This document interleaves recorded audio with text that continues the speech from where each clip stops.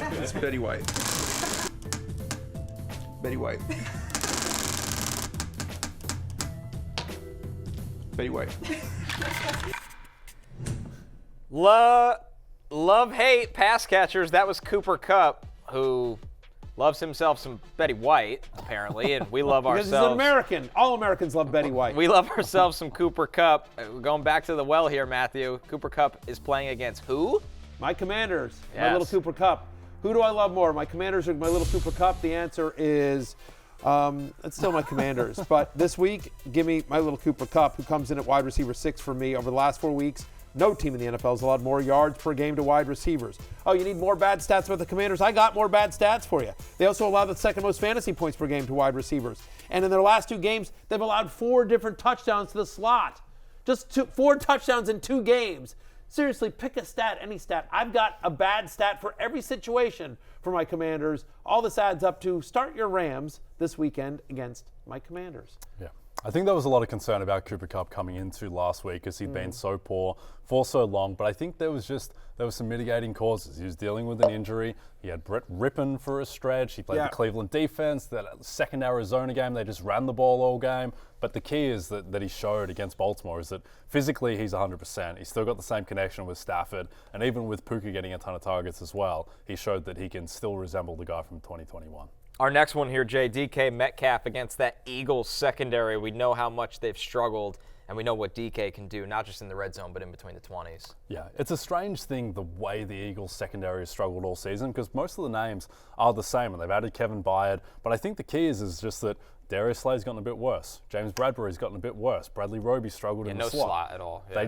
And DK, they'll move him around. And I think that the Eagles, they just haven't shown any ability whatsoever to stop the pass all season. Even your boy Sam Howell lit them up twice. And so I think that whether it's Geno or Drew Lock, I think that they will have success through the air. By the way, you take that even out of your mouth. Even Sam Howell. Stop it. Sam Howell is good. He was excellent the second game. Very reluctant. Until he Credit to Sam Howell. Kind of gacked the last couple of throws. What are you gonna, he's out there by himself. He's got no one blocking for him, for the love of God. He's like a young Zach Wilson. The fact is that DK Metcalf. He might be older. Or the old Zach Wilson. That's fair enough. Whatever. The Jets have a bad offensive line was the point of that joke. Here's the point of this statement. The Eagles have allowed at least 16 fantasy points to a wide receiver in every single game this year. Every single game. They've allowed multiple touchdowns to wide receivers in 5 of the last 6. And so Metcalf, who is top 3 in end zone targets this year, whether it's Geno Smith or Drew Lock throwing him the ball, I like DK's chances of getting a touchdown, and I'm as a top 10 play in Week 15. He comes in as wide receiver 10. At wide receiver 11 is our next pass catcher in Brandon Aiyuk here, Matthew, against Arizona. I mean, what more needs to be said between the Arizona defense, what Aiyuk can do in this offense with a surging Brock Purdy right now. Aiyuk is a near loveless candidate almost every week, it feels like. Yeah, especially because Brock Purdy, your true MVP, the guy who should be the MVP. I put that out on Twitter, and people went yesterday because somebody was giving some Brock Purdy propaganda. Yeah. And I said I'm here for all of it, and people just go crazy. People get upset. They get very upset. They hate Brock Purdy.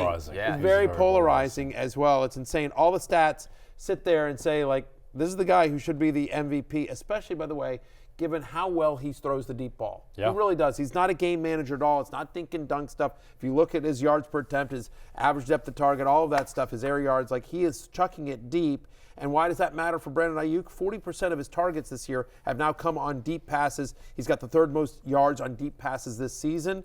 Arizona allows a 61% catch rate on deep passes so far this year. That is the most in the NFL. No team in the NFL gives it up longer, deeper than the Arizona Cardinals. You heard me, America. That's right. Brandon Aiyuk is a top 12 play for me. I think the key here, too, is that when the Niners played the Cardinals last time, Brock Purdy had 1 incomplete pass. Just 1. He went 20-21. He was basically through perfect game. He still had a PFF grade of under 80, which I don't understand when you only there's only 1 incomplete pass. They don't like him so much. But he should have a monster game. 6 for 148 last time he faced the Cardinals. That's good. That is good. That is good. That would be helpful in your fantasy playoffs. Our next one here, our first tight end, Sam LaPorta against the Broncos. He's a top 5 tight end this week for Berry here, Jay. And the Broncos right now, struggling against tight ends, especially in the fantasy front. They are, and LaPorta's he's established himself as a clear top 5 guy every single week.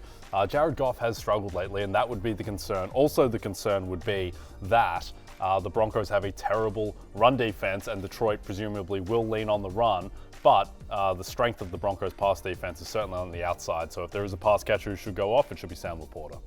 I completely agree. Tight ends that have seen at least 5 targets against the Broncos are averaging over 15 fantasy points per game. And to your point about their struggles against the position, they're bottom third in the NFL.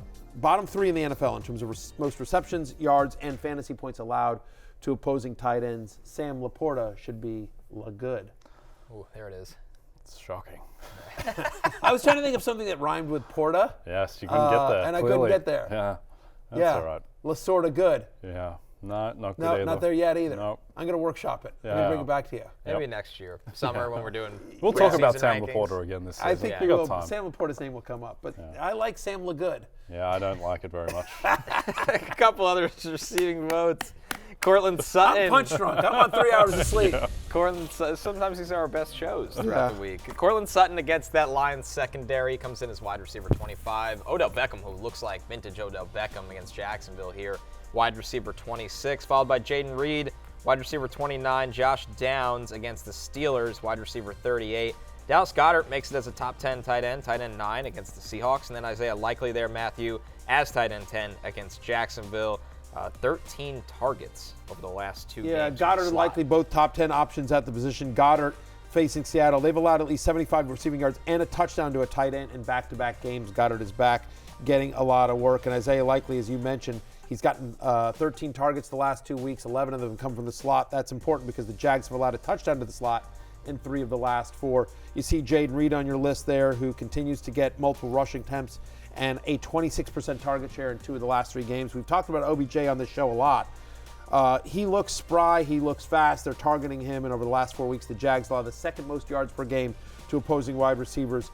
Since week 10, Detroit has allowed the 2nd most touchdowns to wide receivers, and that's just normal wide receivers who have to use both hands to catch the ball. Now here comes Cortland Sutton, who only needs, it seems like 3 fingers. I'm also playing against Sutton in a playoff game, so you know he's going off. Sutton's going to have just a monster game.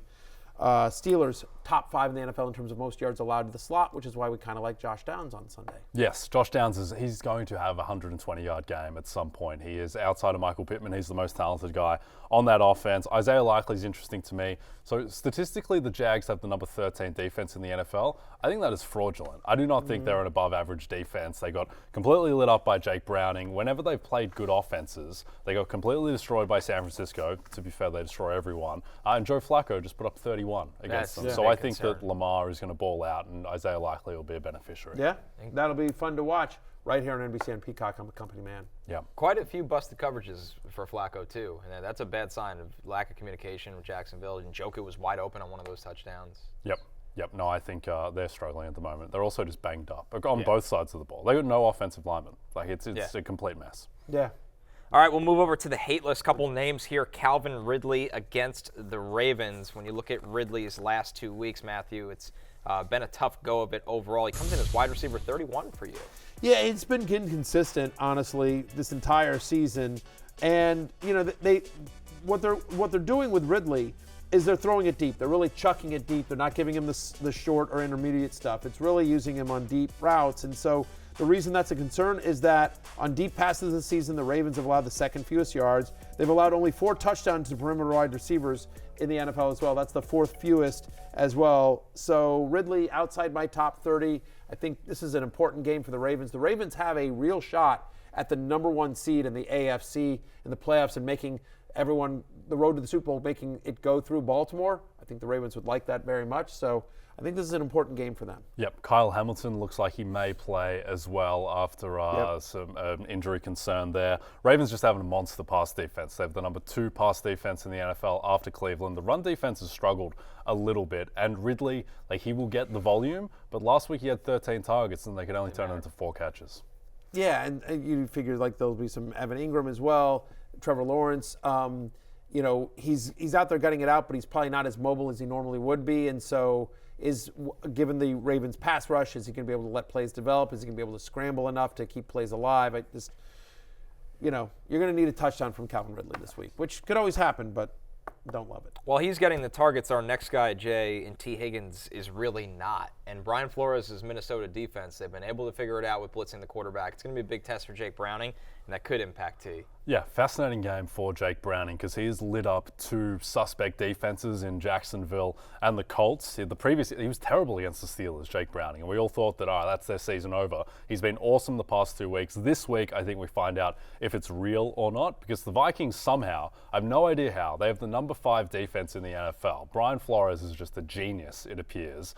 And so now going up against the real defense that's going to throw exotic blitzes at him and zone coverages, this will be difficult for Browning. But regardless, T. Higgins, it just hasn't really happened for him since he's come back from the injury. You remember week 4? Remember week 4 of the NFL season? Not really. Well, let me tell you.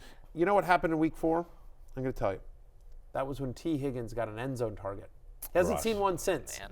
Week 4, the last time T. Higgins got a target in the end zone as well. No, he's missed some time, but still, to your point about the Vikings defense, last 4 weeks, they allow the 6th fewest fantasy points to opposing wide receivers.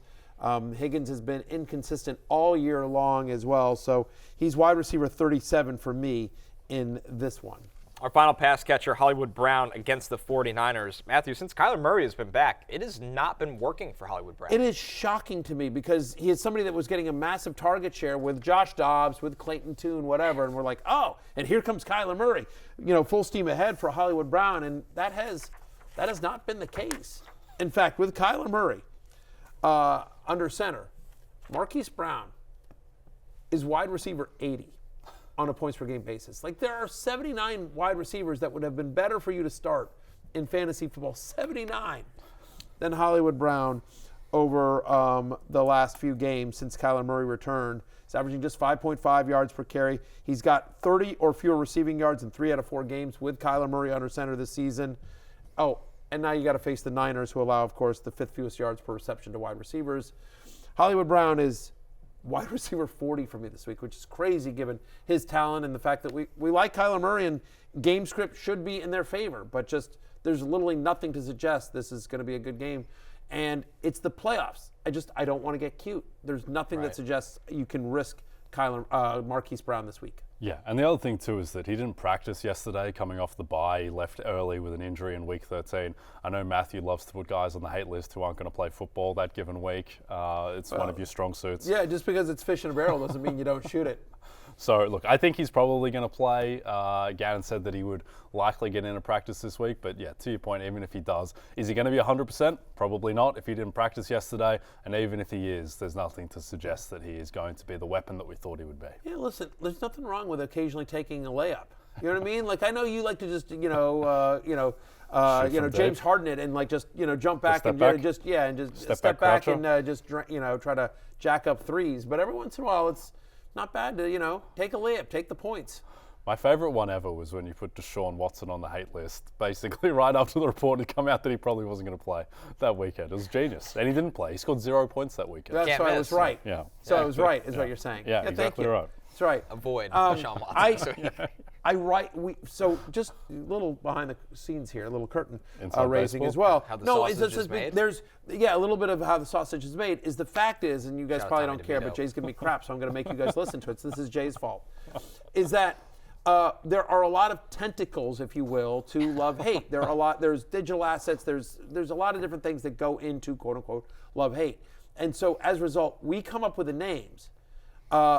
My producer and I, we meet up and we come up with the names for love-hate on Tuesdays, and it's written Wednesday during the day. So in essence, like there's a lot of times where that does happen, where the practice report comes out on Wednesday and I've got a guy on there, and there's just nothing because the train has sort of already left the station because again it has to come out on Thursday, so it has to be written on Wednesday and it has to be decided on Tuesday so that other assets and graphics and pictures can be pulled. And it's a whole thing, and it's boring, and it's one of the reasons why I want to quit writing it. But I'm chained to it. The show must I can't. go on. I've been trying to quit it for 6 years, and it won't. I'm stuck with it till the day I die. Apparently. By the way, the report that Marquise Brown didn't practice yesterday, it was from a writer at GoPhoenix.com. The writer's name is Bo Brack. B.O. Brack, one of the great names. Bo Brack? Yeah, Bo Brack. Oh, we love Bo Brack here. Good for you, Bo. I've never heard of Bo Brack, sweet but name. that's a good name. All right, Names are important. Hey, it's Matthew Berry from NBCSports.com and RotoWorld.com, and I want to thank you so much for watching whatever it is you just watched, or if nothing else, being too lazy to click out of the autoplay after this video started, after whatever it is you actually wanted to watch finished.